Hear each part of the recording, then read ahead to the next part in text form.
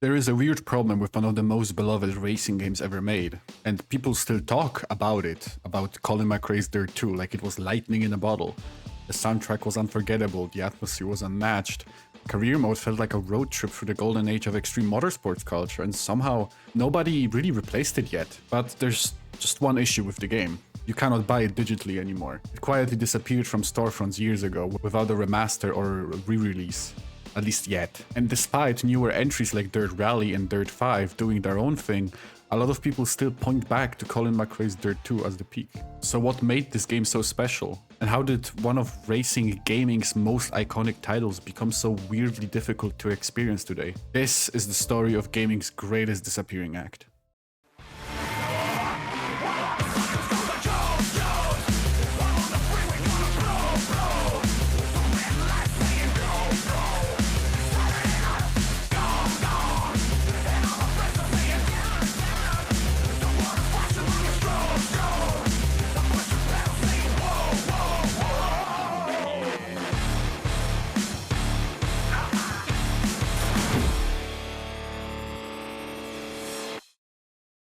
There are games you finish, roll credits, close the app, move on to the next. There are games you drop halfway through, tell yourself you will come back, and then never do. And then there are games that just refuse to leave you alone. They sit somewhere in the back of your head and you don't think about them every day, but something random happens, like a sound, a menu, a song, a color palette, and suddenly you're right back there.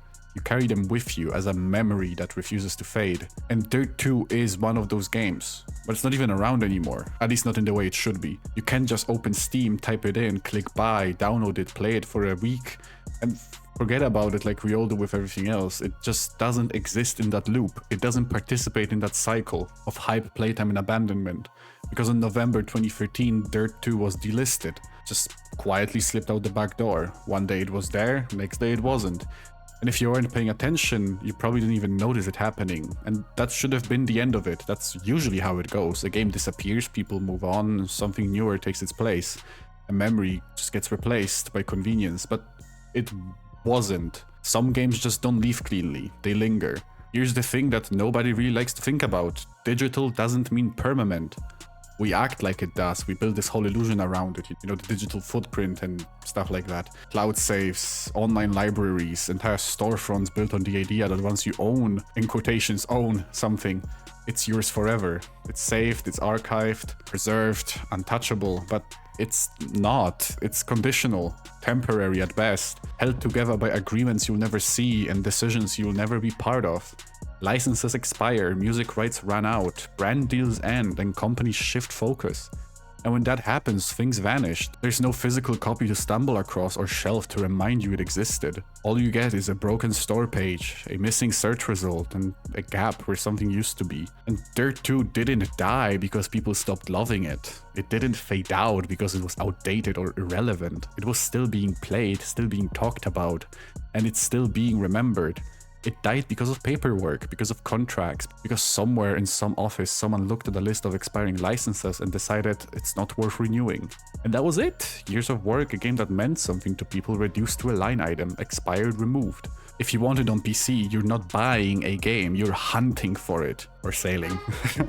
You have to dig through key sites, old listings, leftover stock that somehow didn't get activated, and what you find is Steam keys start at around 200 euros. 200! That's for a racing game from the year 2009. And it's not because it's some ultra rare collector's edition with a steelbook and a signed poster, or because it was produced in limited quantity. It was just taken away. Its supply didn't run out, it got cut off.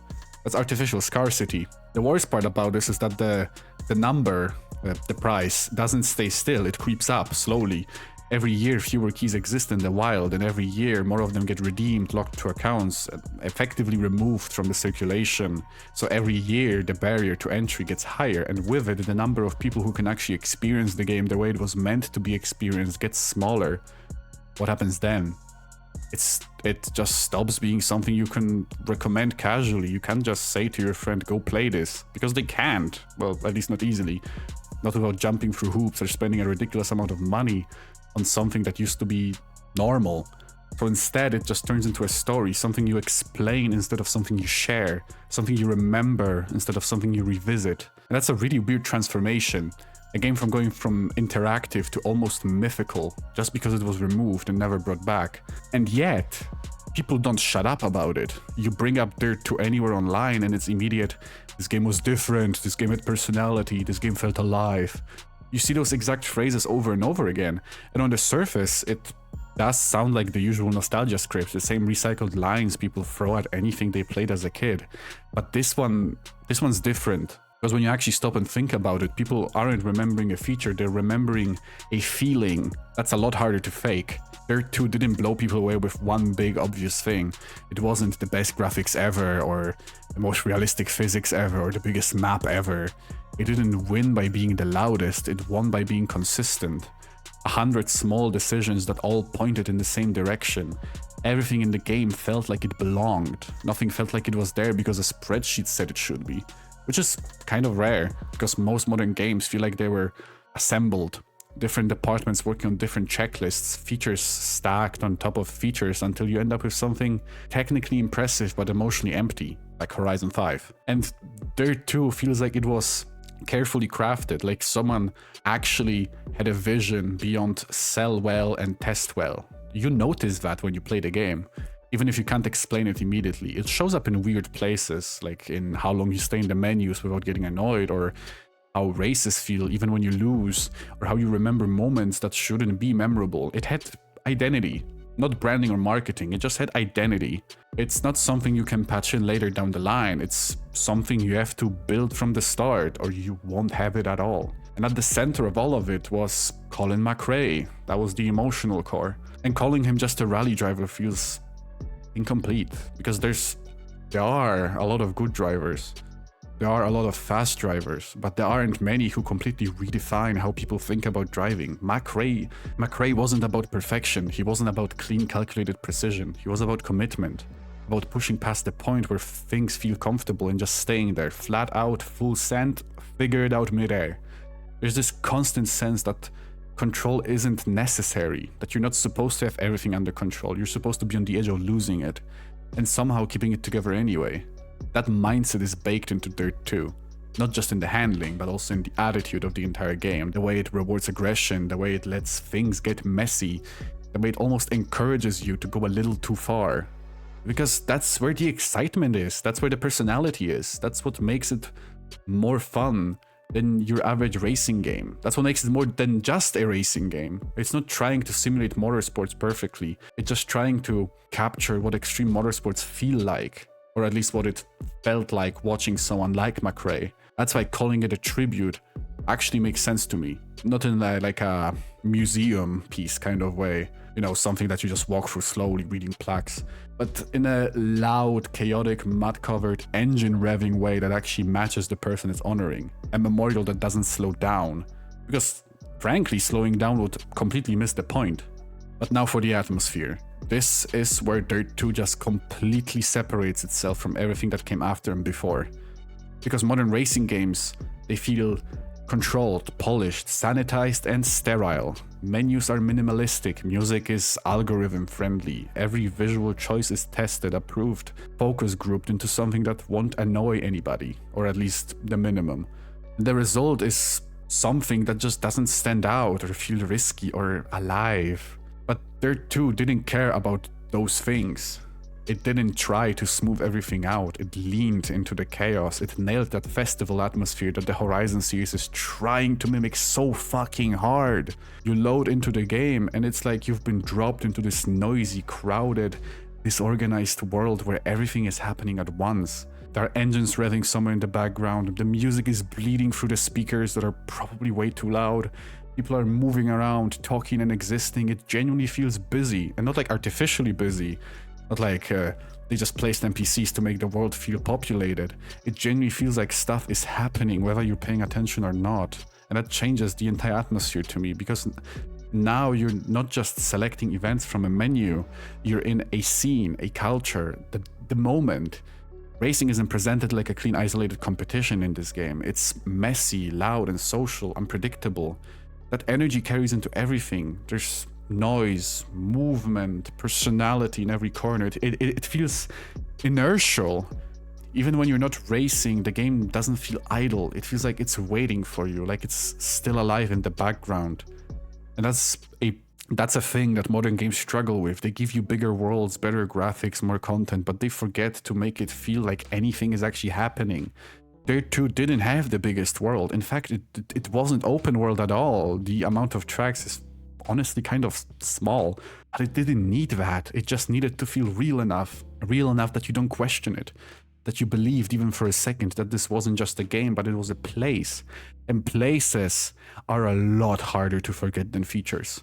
And the UI is where things get truly divine, because someone at Codemasters looked at what menus were supposed to be and just ignored it completely. Menus in most games are a necessary evil. You tolerate them, you rush through them. They exist purely to get you to the real part of the game. They're clean, efficient, and for that, forgettable. A list of options, a couple of tabs, maybe a background image if they're feeling generous, and that's it. DiRT 2 doesn't do that. It takes the one part of a game you're not supposed to care about and turns it into one of the most memorable moments of the entire experience, because they're environments, they are spaces you exist in. You're not navigating a list, you're moving through a place. And it's not a clean, idealized place either. It's a messy, cluttered, slightly chaotic space that feels like it actually belongs to someone. The menu itself is just a trailer. There are sticky notes everywhere, random objects that don't serve any gameplay purpose at all. Stickers, posters, bits of equipment just laying around. It looks like someone's trailer at a racing event, like genuinely, like a real person lives there. Like they've been there for a while and they didn't even clean up before you showed up. It sounds like such a small thing, but it adds so much, because now the game has context. It feels like there's a world outside of the races, a life happening in between events. You're not simply selecting a race from a menu, you're preparing for it, existing in the downtime between it. That makes the race feel more connected, more grounded, real, more real. And then there's how it all moves, because nothing just instantly switches. Everything flows, transitions feel physical. Like you're actually turning your head, shifting your focus, moving through a space. There's weight to it, momentum, or inertia, as I like to say. Even something as simple as choosing an event feels like an action instead of a click. And the crazy part is that it never feels slow. It never feels like it's getting in your way. It doesn't feel like a drag. It's because it's not trying to be efficient. It's trying to be immersive, which is a completely different goal. Modern UI design is obsessed with removing friction, making everything faster, cleaner, more streamlined. And that works, but it also strips away anything that might feel human, anything messy or personal. And DiRT 2 goes in the opposite direction. It adds that friction, but in a tactile way, in a way that makes you feel where you are, and that's why it sticks. That's why people remember it, because you don't remember menus that did their job perfectly. You remember menus that made you feel something, that made you pause for a second and look around instead of rush past. It gave the game texture before you even touch the throttle, before you even hear the engine. You already know what kind of world you're in. And that's insane when you think about it, because most games struggle to make the gameplay feel alive, and DiRT 2 made the menus feel alive. And once your menus feel alive, everything else has a head start. But alright, now let's look at the lineup. This game had a lot of stars in it. Ken Block, Dave Mirra, Tanner Faust, Travis Pastrana, the list goes on. And at the time, they were just part of it, just names on a screen. Faces you recognized if you were into motorsports. They were voices that added a bit of flavor between races. Cool, but normal. You didn't sit there thinking, wow, this matters. You didn't pause and go, this is something I should appreciate while it's here. Because why would you? Like, come on, it's a game. It will always be there. They'll always be around. That's how it feels when you're in it. Everything feels permanent when you're not thinking about time. But now it hits differently. Because time did what it always does. It moved forward.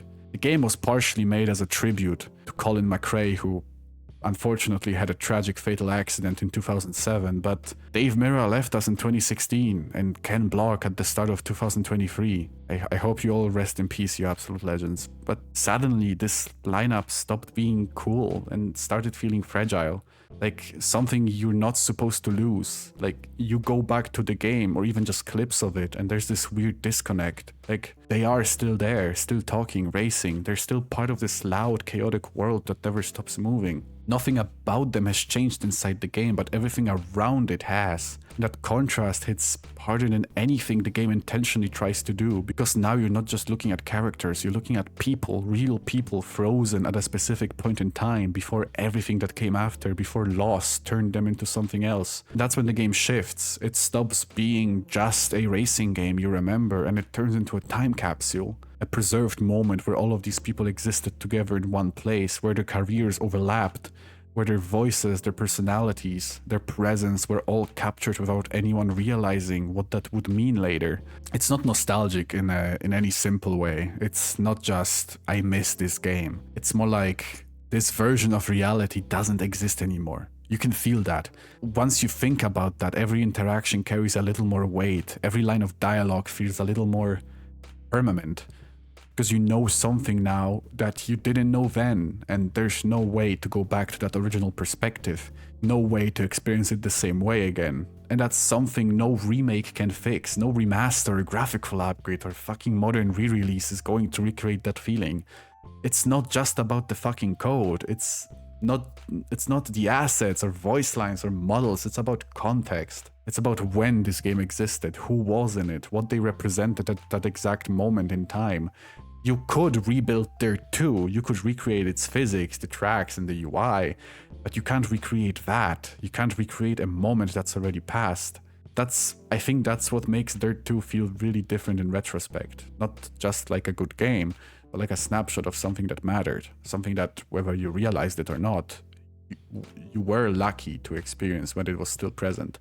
And what really made it work was how the game treated those people. They weren't moving obstacles or faceless AI filling out a race grid. They were present. I know it sounds simple, but compared to how most games handle it, usually other drivers might as well not exist outside the race. Their names on the leaderboard, cars that block your line, difficulty setting with a paint job.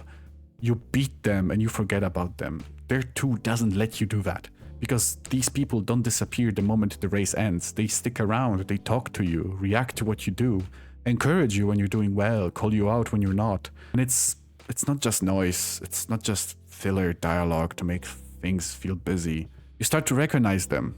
Not just the names, but the voices, the tone, the attitude. You begin to expect certain reactions. You start noticing patterns. Who respects you, who doubts you, who feels like they're actually rooting for you. Hey, Sai, there's a lot of good drivers to battle with here. It's gonna be one heck of a show. Whoa, Sai, I thought I could get away with that. Good moves, bud. You were way ahead of me.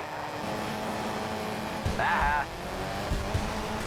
Hey, Sai, nice driving last race. I'll beat you today, though. And somewhere along the way, without the game ever explicitly telling you to care, you start to care. You start forming these weird little connections, the kind that don't really make sense when you explain them out loud, because technically nothing deep is happening. There's no branching storylines or complex relationship systems or, I don't know, dramatic cutscenes forcing emotion down your throat. It's more subtle. It builds over time, like race after race, interaction after interaction, until at some point it feels personal. Rivalries that actually feel like rivalries, not because the game assigns someone as your enemy, but just because of how they exist around you, how they react, how they feel consistent. And on the flip side, you also get friendships that feel earned, not handed to you, not scripted into existence, but built through repetition, through familiarity and presence. That's something most games miss. They try to manufacture connection through big, obvious moments, like cutscenes, dialogues, emotional speeches, and DiRT 2 just does the opposite. It lets connection grow in the background more naturally, and because of that, it sticks. It sounds small, insignificant when you list it out. Like, I'm literally just saying characters talk to you. That doesn't sound revolutionary, but it adds up, layer by layer, until the world stops feeling like a system and starts feeling like a place. A place where people exist, whether you're paying attention or not. A place where your presence feels acknowledged. And once the game crosses the line, once it starts to feel real, even just a little, you don't forget it. Because again, you're remembering more than mechanics. You're remembering experiences, moments that felt like something. And those don't fade as easily. But let's talk about something actually gameplay related. So let's talk about the driving, which oddly enough still holds up. I don't mean it in like a or it's time kind of way, or I don't have to excuse it because it's old. It just works. You pick up a controller, you hit the throttle, throw the car into a corner, and it clicks faster than you expect it to. There's weight to it. There's control, but never total control. You're always riding the line between I've got this and this is about to go very wrong. And that's exactly where it wants you to be. DiRT 2 isn't about perfection, it's about managing chaos. And instead of fighting that, you learn to work with it. You stop trying to drive clean and you start trying to drive right. Those aren't the same thing. Clean is predictable. Right is whatever gets you through the corner without eating a tree. A lot like Colin's driving. And the game rewards that mindset. It rewards confidence and commitment. That moment where you stop hesitating and just fucking go for it. Even when it feels like a bad idea. Especially when it feels like a bad idea. Literally, when you're in doubt, just go flat out. Then there's the car list, and by today's standards, it's tiny. There is no endless catalog. There are barely any cars in the game, honestly. But it's a very focused selection. And that's kind of the point. Because every car matters. Every car feels distinct enough that you notice it when you switch. They have different weight, handling, attitude. Some feel stable, some feel like they're actively trying to kill you. And instead of constantly chasing the best car, you start learning your car, adapting to it, figuring out how far you can push it before it pushes back. And sometimes you take something that shouldn't work in a certain event and you make it work anyway, because you understand it, and that creates something modern games struggle with: attachment. You remember the cars you struggled with, the ones you fought against, the ones that forced you to get better instead of just handing you performance. And when it finally clicks, when you finally understand how to control something that felt impossible at first, that feels good. It's way harder than unlocking your 300th hypercar in a modern game you'll forget about in an hour. Because you didn't just get it, you earned it. Somewhere along the way, racing games lost something. Definitely not all at once or in some fucking dramatic collapse. Just gradually, they got bigger, more detailed, more realistic. There were more cars, more tracks, more systems layered on top of systems.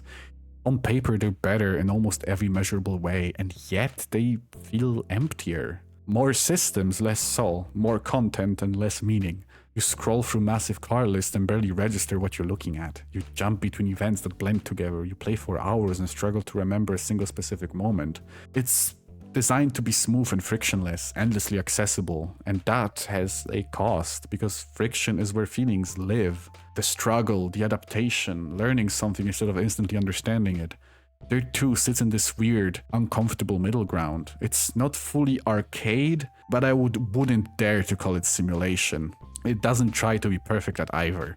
Instead, it focuses on feeling right, grounded enough that the cars have weight, but loose enough that you're never completely in control, structured enough to guide you, but also messy enough to keep things unpredictable. That balance is really rare. It's also hard to define, hard to replicate, but way harder to sell. And modern designs lean more towards clarity, defined systems, clear progression, predictable outcomes.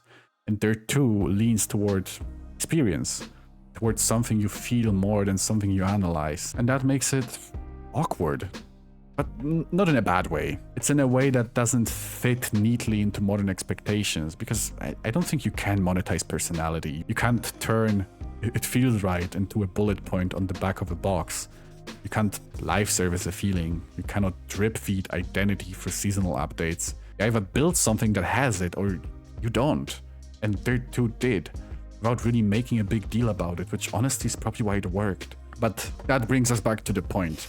DiRT 2 is gone. Just gone, removed, left behind, and yet people still talk about it, still remember it, still bring it up years later like it actually mattered, like it left something behind. And that's the part that doesn't really make sense until you think about what games actually are. I think they're more than just files, code, something you can fucking measure in gigabytes and frame rates. They're experiences. At the very core, they are experiences, moments.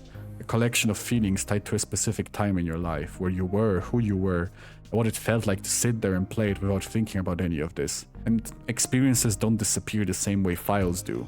You can delete a game, you can just delist it, make it inaccessible, lock it behind expired licenses and broken storefronts or absurd prices. But you can't erase what it meant to people. You can't reach into someone's memory and remove the way it felt the first time everything clicked. The first race that went perfectly. first time the atmosphere actually pulled you in, or the first time it felt like more than just a game. That part stays, even if everything else is gone.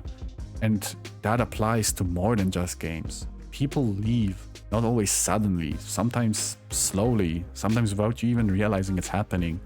You know, conversations get shorter, time between moments gets longer, things that used to feel constant start feeling temporary. Things you thought would just always be there aren't. Entire eras just fade out. There is no clear line on where they stop. It's just a gradual shift until one day you look back and realize you're not there anymore. There's nothing you can do about it. You cannot patch it, update it, re-release it. No way to load an old save and go back to how it felt. It's just a memory now, and memory is weird. It's not perfect. It changes with time. It softens things and sharpens others. But it holds on to what mattered. Definitely not everything, but the parts that meant something. That's why something like Dirt 2 sticks. Not because it was the biggest or the most advanced, but because for a moment it meant something. Once something crosses that line, once it actually means something to someone, it doesn't really disappear, it just becomes part of them, becomes part of you. Even if you can't go back to it, even if you can't experience it the same way again, it's still there, waiting for something small to bring it back, even if for just a second. And maybe that's enough. Maybe that's why Dirt 2 still matters. Because it was felt. It existed at the right time with the right people in the right way. And even though you can't just go out and experience it anymore, it's still there. In clips, in stories, in the way people talk about it like it actually meant something. Because it did. And as long as that's true, it's not really gone. It's just out of reach. What would you consider your legacy and where do you go from here? I try and inspire people to be creative and live a fun life.